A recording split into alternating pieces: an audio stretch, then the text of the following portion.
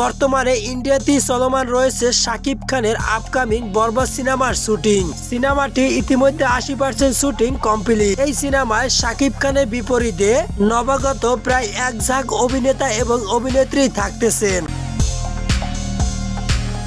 তবে শেষ লটের শুটিং এ এখনো পর্যন্ত অংশগ্রহণ করেননি ঢালিউডের ভাইজান শাকিব খান। জানা যায় আগামীকাল তার ঢাকা ক্যাপিটালস টিমের খেলা রয়েছে। সেই খেলা শেষ করে তিনি শুটিং এ অংশগ্রহণ করবেন।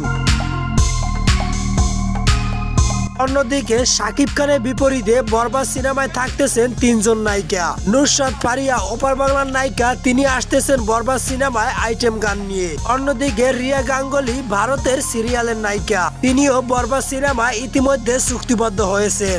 জানা যায় শাকিব খানের বিপরীতে বরবাদ সিনেমায় গুরুত্বপূর্ণ একটি চরিত্রে দেখা যাবে রিয়া গাঙ্গুলিকে,